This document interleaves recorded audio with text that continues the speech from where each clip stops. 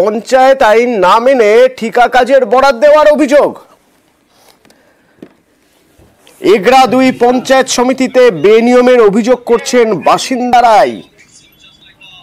কি অভিযোগ?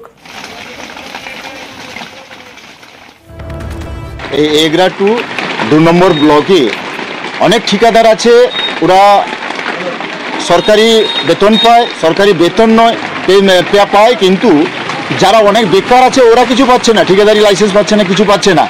যারা সরকারি বেতনভুক্ত আছে ওরাই ঠিকাদারি পাচ্ছে। বিডিও বাসে কিছু বললেননি, আমি রিসিপ্টটা করে নিয়ে এসেছি, রিসিভিং আমাকে দিয়েছে, এই হচ্ছে রিসিপ্টটা নিয়ে এসেছি আমি, বুঝছেন, অফিস জমা করে রিসিপ্টটা নিয়ে এসেছি। এখন আপনারা কি চাইছেন? আমি চাইছি যে সঠিকভাবে পরিচালনা করা হোক।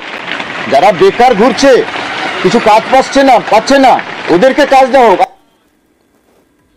পঙ্কজ হচ্ছে আমার সঙ্গে। পঙ্কজ, পঞ্চায়েত কি বলছে? দেখো অতন্দ্র, তোমাকে জানিয়ে রাখি যে পঞ্চায়েত সমিতি যেখানে এগরা 2 নম্বর ব্লকে পঞ্চায়েত সমিতি যেখানে কর্মাধ্যক্ষরা রয়েছে বিজেপির এবং যেখানে সভাপতি রয়েছে তৃণমূলের, সেক্ষেত্রে পঞ্চায়েতের নিয়ম অনুযায়ী যেখানে যে তারা টেন্ডার পাবে না, যারা পঞ্চায়েতের কর্মীরা রয়েছে তারা কিন্তু টেন্ডার পাবে না, সেক্ষেত্রে তারা টেন্ডার পাচ্ছে। এই নিয়ে কিন্তু স্থানীয়দের অভিযোগ, যেখানে অভিযোগ করছে যেখানে যে তারা কেন টেন্ডার পাবে, অন্যরা কেন টেন্ডার পায়নি, এই নিয়ে কিন্তু যেখানে কতিপয় লোক তারা কিন্তু বিডিও অফিসে তারা অভিযোগ জানায়। এই ক্ষেত্রে যেখানে বিজেপি যেখানে 50 এবং তৃণমূল 50 রয়েছে, সেক্ষেত্রে তারা কিন্তু জানাচ্ছে, যেখানে স্থানীয় বাসিন্দারাও জানাচ্ছে যে এরা নিজেরাই মিলেমিশে এই সমস্ত কাজ করছে। এই নিয়ে কিন্তু যেখানে স্থানীয় বাসিন্দারাও তারা কিন্তু এই পঞ্চায়েতের সমিতি যেখানে যারা টেন্ডার পাচ্ছে এই নিয়ে কিন্তু বিডিও অফিসে তারা অভিযোগ জানায়। তারা দীর্ঘদিন ধরে জানিয়ে আসছে, বারবার কোনো হচ্ছে না, মানে কোনো কাজ হচ্ছে না প্রশাসনের পক্ষ থেকে। এই নিয়ে কিন্তু তারা বিডিও অফিসে শেষমেশ কিন্তু অভিযোগ জানায়। এক্ষেত্রে এগরা 2 নম্বর ব্লকের যে পঞ্চায়েত সমিতি যেখানে পঞ্চায়েত আইন না মেনে সরকারিকে বুড়ো আঙুল দেখে নির্বাচনের সদস্য যারা রয়েছে তাদের পরিবারের লোকদেরকে কিন্তু সরকারি ঠিকাদারের কাজ দেওয়া হচ্ছে। এই নিয়ে কিন্তু তারা বিডিওর কাছে তারা অভিযোগ জানায়। অর্থাৎ এগরা 2 নম্বর পঞ্চায়েত সমিতি এইভাবে কিন্তু সরকারি নিয়ম মেনে কিন্তু ঠিকাদারকে টেন্ডার দেওয়া হচ্ছে বলে তারা বারবার এইরকম ভাবে সরব হয়ে আসছে। এই নিয়ে তারা বিডিওর কাছে কিন্তু গ্রামবাসী সহ এবং এলাকার যে স্থানীয় বাসিন্দারা এবং অন্যান্য ঠিকাদাররা তারা কিন্তু বিডিওর কাছে তারা অভিযোগ জানায়। আচ্ছা, ধন্যবাদ।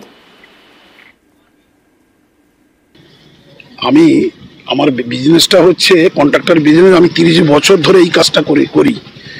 বর্তমান আমি ঠিকাদার করি না, আমার ছেলে করে। তো যারা অবজেকশন দিয়েছে না, কে বলছে সরকারের রুলস মানছি না, তাহলে কি আমার বিজনেস আমি করব না? আমার বিজনেস আমি করব না? আমি তো কন্ট্রাক্ট মানে মেম্বার হলাম কালকে, 1 বছর হলো। তার আগে আমি পঞ্চায়েত মেম্বার ছিলাম, তার আগে থেকে আমার কন্ট্রাক্টরি বিজনেস আছে। কারণ আমি জানি না, আমি তো ঠিকাদারি করিনি, আমার ছেলে করে, ছেলে তো আলাদা।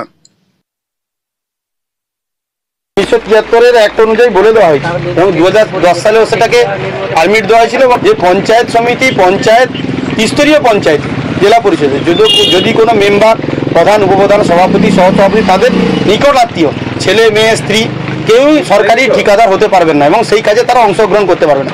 এবং সারা পশ্চিমবাংলা জুড়ে তৃণমূল কংগ্রেস এই নৈরাজ্যটা চালিয়েছে এবং তৃণমূল কংগ্রেসের আমলে এটা বেশি করে হয়েছে। সেটা আধিকারিকদের দেখা উচিত এবং আধিকারিকদের দৃষ্টি আকর্ষণ হওয়া উচিত।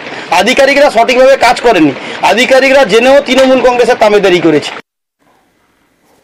ফের একবার চা বাগানে খাঁচাবন্দি চিতাবাঘ। এবার বানারহাটে একটি চা বাগানে খাঁচাবন্দি করা হলো একটি চিতাবাঘকে। রকি আমার সঙ্গে রয়েছেন। রকি, বেশ কয়েকদিন ধরেই আমবাড়ি চা বাগানে একটা আতঙ্ক ছড়িয়ে পড়েছিল, অবশেষে আতঙ্কের অবসান।